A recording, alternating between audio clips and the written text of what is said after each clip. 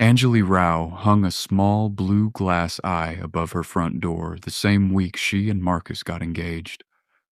When her sister asked why, Anjali simply said, "It's for protection," and then she changed the subject. She didn't fully believe in the evil eye. At least that's what she told herself. But 3 weeks after her engagement, something strange began happening. Nothing dramatic, nothing she could point to and say, "There, that's the moment everything changed." Just little things.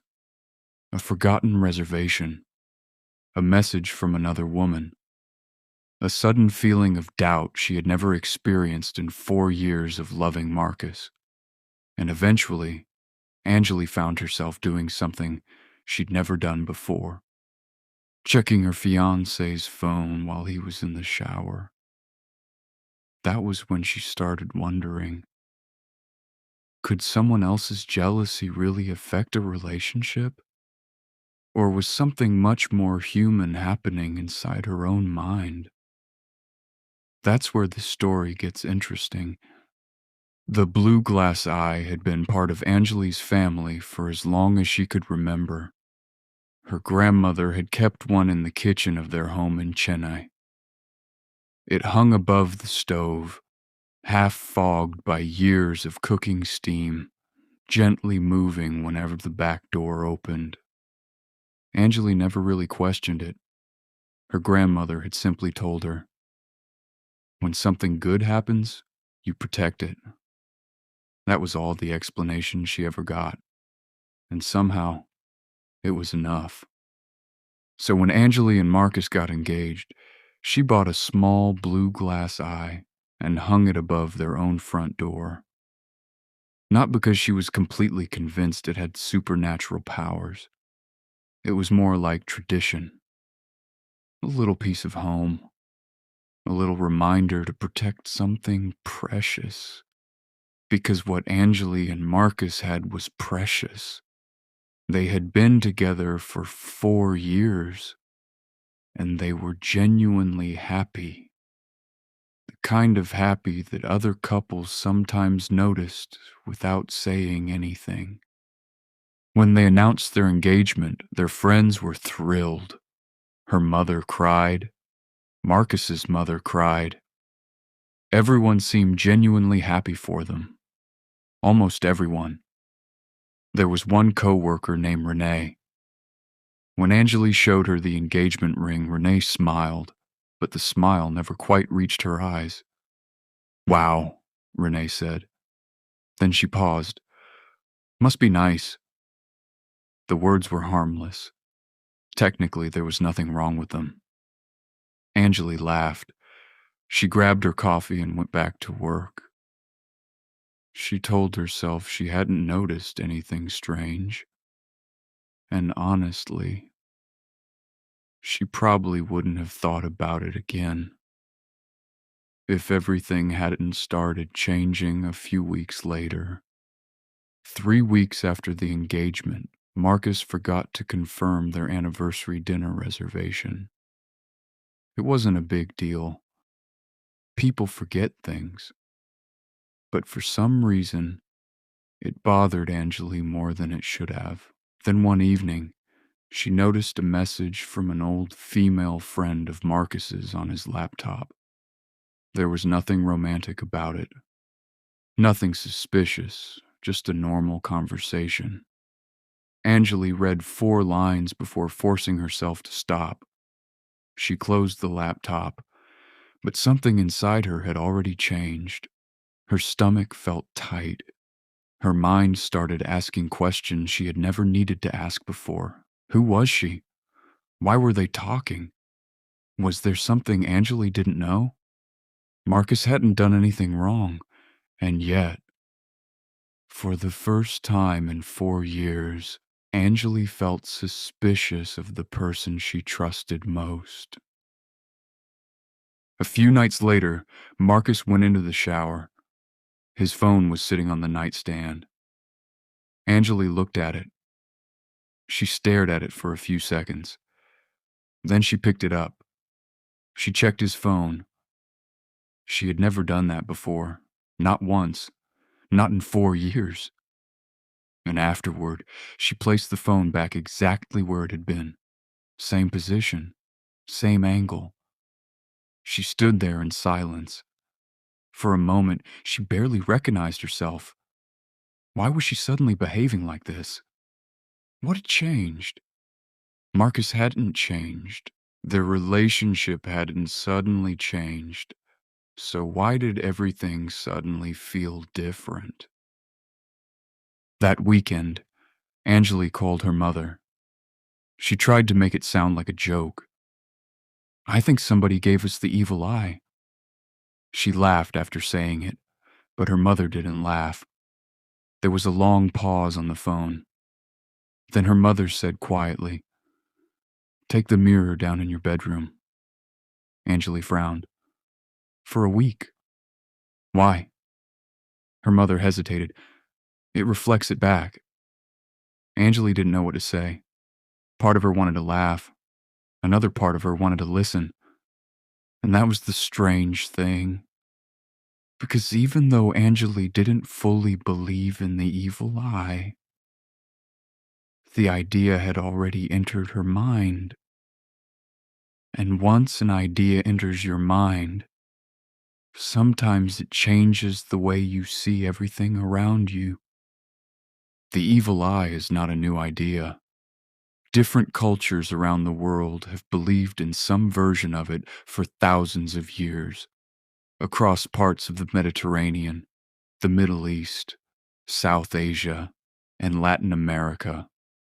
The details change from culture to culture, but the basic idea is surprisingly similar. Someone sees something good in your life. They become intensely envious, and somehow that attention is believed to bring harm.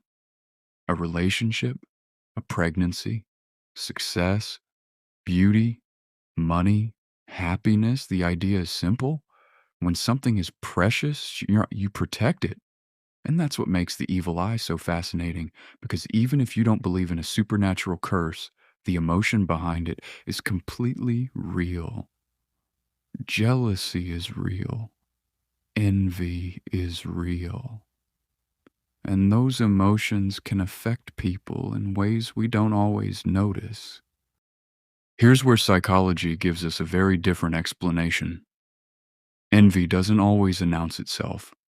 People rarely walk up and say, "I want what you have."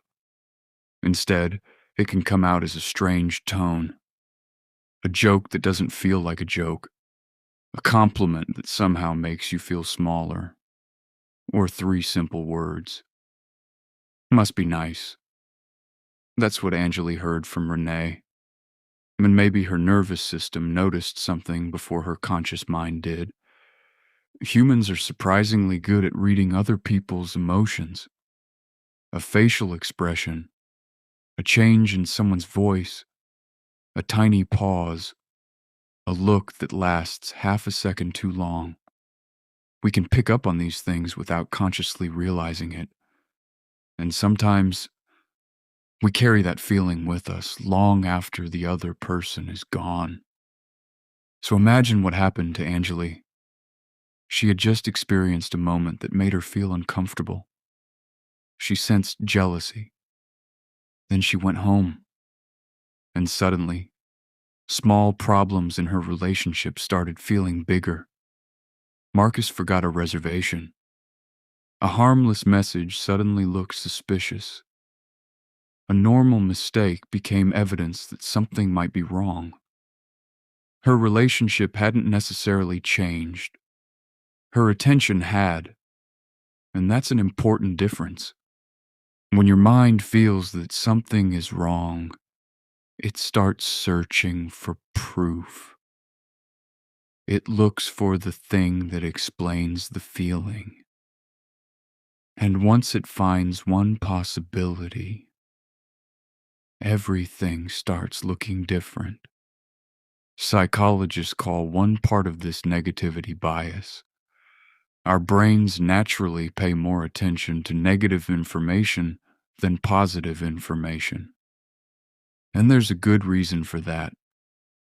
For most of human history, noticing danger quickly could keep you alive. Missing a threat could be far more costly than missing an opportunity. That ancient system is still inside us, and it doesn't care that you're in a happy relationship. In fact, sometimes the happier you are, the more sensitive you become to anything that might threaten it, because now you have something to lose. That's why one small doubt can suddenly become enormous. Not because the relationship was secretly falling apart, but because your brain had switched from enjoying safety to searching for danger. So does that mean the evil eye is completely meaningless? I'm not sure we can dismiss it that easily, because envy itself is not imaginary. Other people's opinions can affect us. When we feel judged, watched, compared, or resented, we can become more guarded, more self-conscious, less relaxed, and that can absolutely affect a relationship. You start paying attention to things you never noticed before. You question harmless conversations. You become suspicious. You stop enjoying the relationship and start protecting it. And eventually, the fear itself can create the distance you were afraid of. Maybe that's why the symbol of the evil eye has survived for so long. Maybe the blue glass eye isn't necessarily protecting people from some invisible, supernatural force. Maybe it's protecting something else: awareness, a reminder, a little warning to be careful with what you allow into your mind. Because sometimes the danger isn't another person's jealousy. It's what you do with the feeling that their jealousy creates inside you. Anjali eventually realized that. The problem wasn't that Renee had somehow cursed her relationship. The problem was that Anjali had started carrying Renee's energy home with her. And without realizing it, she had allowed someone else's reaction to her happiness to change the way she saw the person she loved. Anjali and Marcus got married 2 years later. It was a warm October evening. Their families were there. Their friends were there. And the little blue glass eye came with them to their new house. It still hangs above the front door. Marcus sometimes teases her about it. He'll tap it gently on his way out for work, and Anjali just smiles. She doesn't claim that it has magical powers. She simply tells him, it can't hurt. But when she remembers those difficult weeks, something else stays with her. Not the superstition, not the mirror, not even Renee. She remembers standing alone in her bathroom late at night, holding Marcus's phone, and realizing she had almost allowed someone else's energy to become part of her relationship. Maybe that's the deeper meaning behind the evil eye. Maybe the real question isn't whether someone's jealousy can travel through some invisible force. Maybe it's whether we're willing to notice when we've absorbed someone else's negativity before it changes the way we treat the people we love. Because the blue eye above Anjali's door wasn't doing the real protecting. She was. Every time she stopped herself from turning doubt into an accusation. Every time she remembered that someone else's jealousy said something about them. Not about her relationship. Every time she chose trust instead of fear. That's what protected the love she had. So the next time something suddenly feels wrong in your relationship, something feels colder, something feels different, and you can't quite explain why, ask yourself one question. Is there actually a problem between us? Or did I pick up something from somebody else and unknowingly carry it home with me? 'Cause sometimes the most dangerous thing isn't someone else's jealousy. It's allowing their jealousy to become your doubt. And maybe that's what the old blue eye was really trying to remind us all along. Protect what you love, but don't let fear become the thing you're protecting it from. Have you ever felt like someone's jealousy or negative energy suddenly changed the way you felt about your relationship? Tell me your experience in the comments.